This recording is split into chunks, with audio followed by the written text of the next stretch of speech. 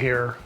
Over the last few months, I've gotten several questions about Baja, what it's like down there, how to get there, where to go, that sort of thing. I'll be working off some notes from those questions and try to give you the answers to those and others. I do mention some websites in this video, and those links are in the description below. One of the most basic questions I get asked is, what do I need to take when I go to Baja? And it's really four things.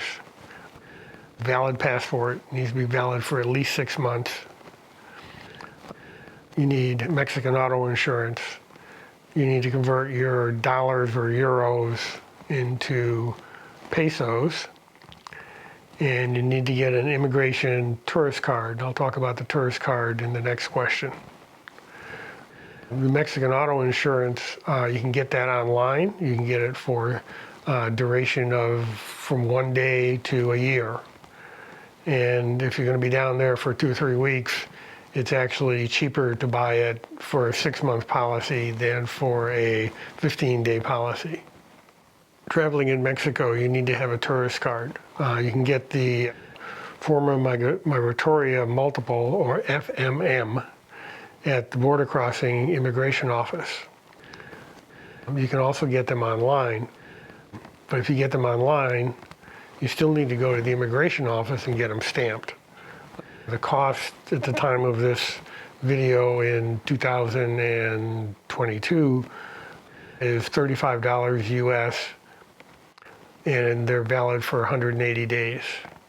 Now, if you fly in, it's a little bit different in that they're valid for 10 days. Once you get your FMM, you want to make sure you put it with your passport.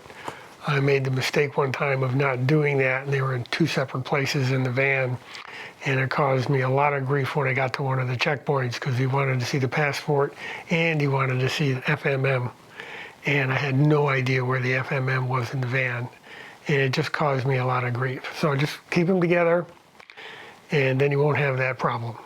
Another question I've got occasionally is it legal to bring medical marijuana from the US into Mexico? And the answer is no. Drugs, including medical marijuana, are illegal in Mexico. Basically, the Mexican government doesn't recognize medical marijuana, and if it's marijuana, it's marijuana. What is cell phone coverage like down in Baja? If you're in the cities, it's pretty good. You know, I've gotten LTE coverage down there in San Felipe and Loreto and La Paz and Guerrero Negro. Get between cities and it becomes really spotty to non-existent depending on where you are. Good alternative to a cell phone for communicating with loved ones back home is a satellite communication device like an inReach or a Spot or some of the other ones that are out on the market now. That way you can send a text message at least saying you're okay, this is my location. It also helps to have that if you're in a group or trying to meet up with other people, you can say I'm camped at this location, and the text message to that other person will have the GPS coordinates on it so that they can come and find you. I've used that several occasions down there. It works really well, and I use it pretty much daily to text my wife and my friends and let them know, hey, I'm okay, and this is where I'm at for a location. So then if they want, they can take those GPS coordinates and go look on a map and see where I'm at, see what beach I'm laying on.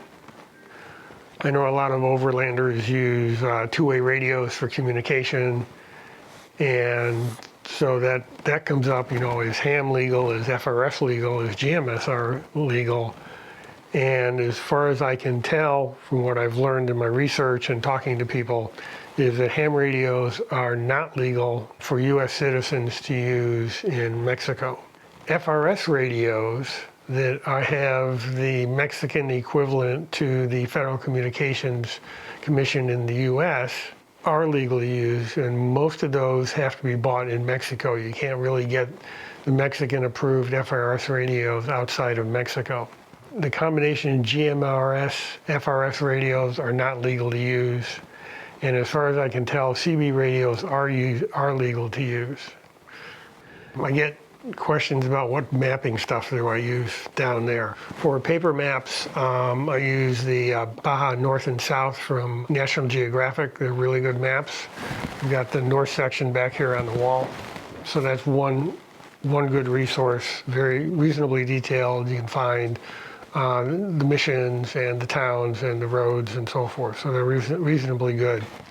Another one that was just published recently is Baja, California.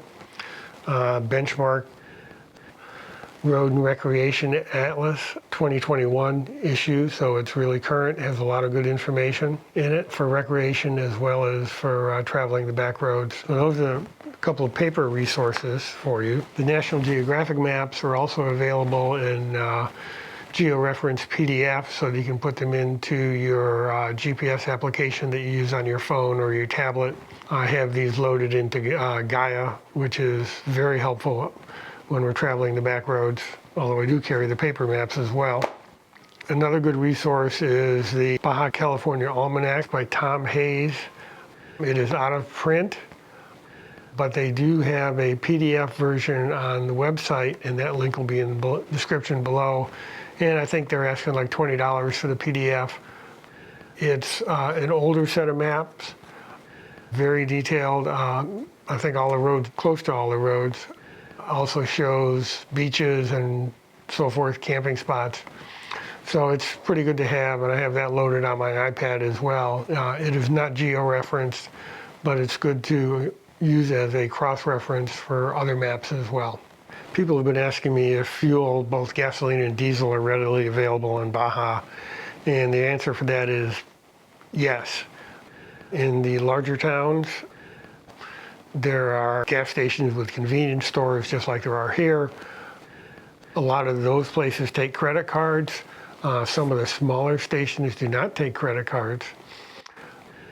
So you need to carry cash and cards with you. Some of the attendants speak some English, some don't. If you want to fill up, just go fill it up like that, and they understand that. If you're in the backcountry, in the fishing villages along the coast, you're probably not going to find any gasoline at a station. You may have to beg some from a local. You may be driving down the road in the backcountry and a local will flag you down and ask you for gasoline. And if you have it to give them, go ahead and give it to them. You can check the cost of gasoline by going to the Global Fuel Prices website. Again, that link is down below. And it'll tell you like there's about a week lag, 2-week lag for average prices down in Mexico. That's handy for planning to figure out how much cash you should have, credit card costs you're going to incur while you're down there. Knowing the mileage of your vehicle and the approximate cost of the gas, you can get some idea of what your total is going to be as you're planning. One question I get asked a lot is, so when's the best time to go to Baja? We typically go down the end of January, maybe early February, and stay for 4 weeks. That's just when we've decided to go. But really, anytime between November and March, pretty good. The weather can be pretty good, and much warmer than it is in the U.S. Sunny skies, so it's probably a good time to go. The thing you want to do is avoid the before Easter and the week after Easter. That's a big holiday down there. A lot of people are off work for those 2 weeks. A lot of people head to the beaches. The beaches get crowded. You don't want to be down there during that time. But that's totally up to you. The weather's still good depending on when Easter falls. And so if you're down there, enjoy it. If you can avoid it, probably best to avoid it.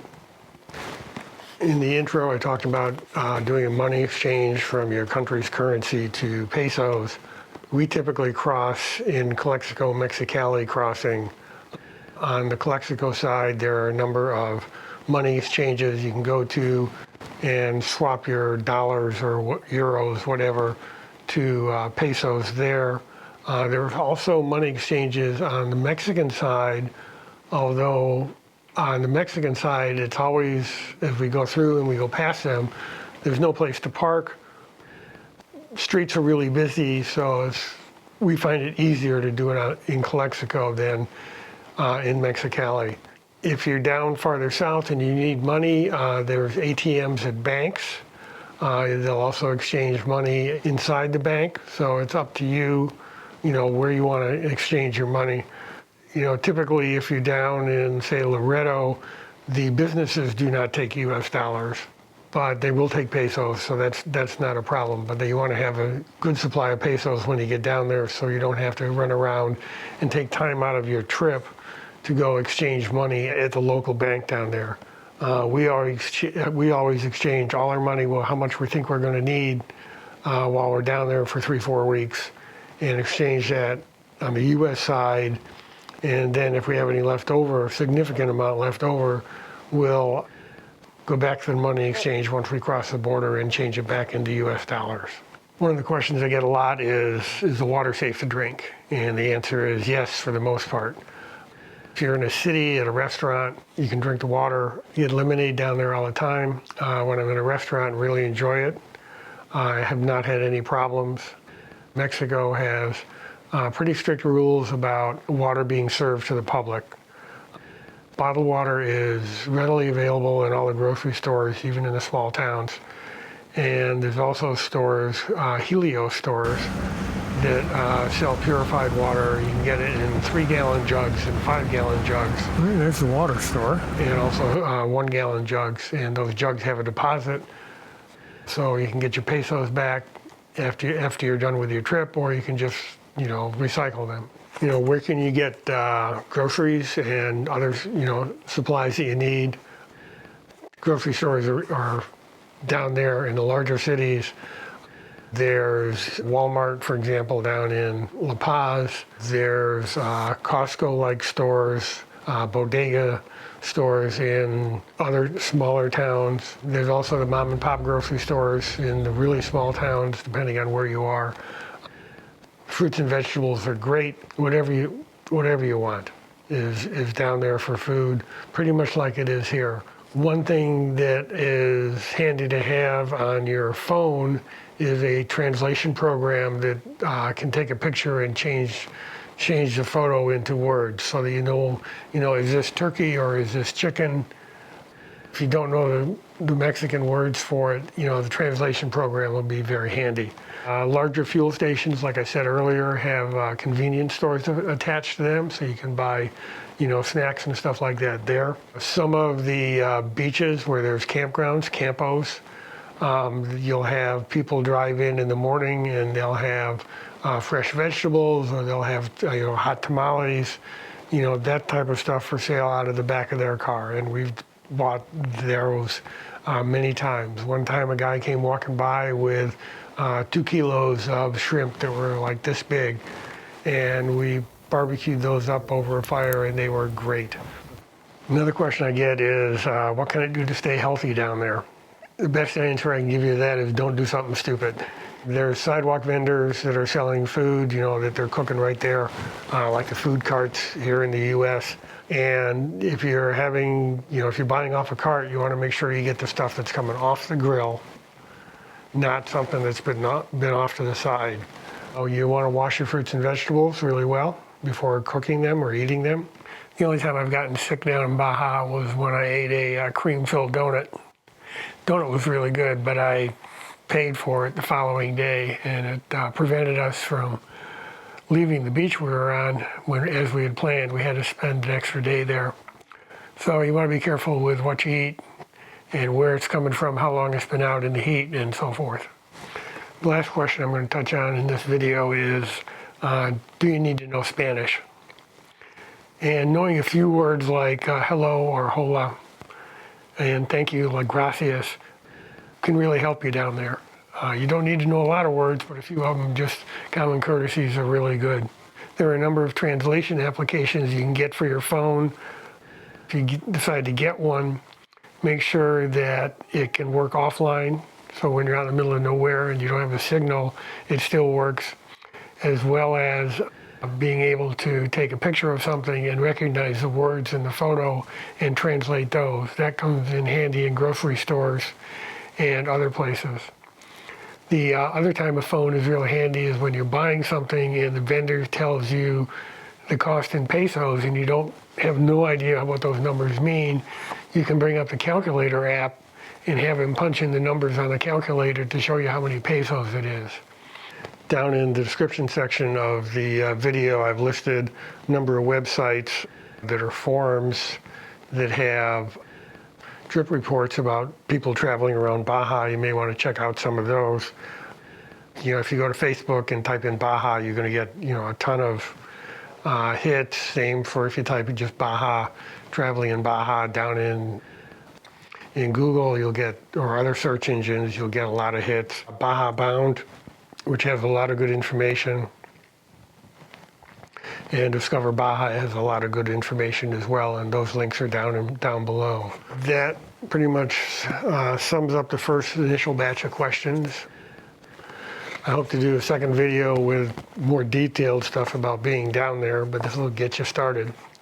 Hope you've enjoyed this video, found it interesting. You're welcome to leave your comments in the comment section below. If you like it, go ahead and subscribe, click the like button, and thank you very much for watching.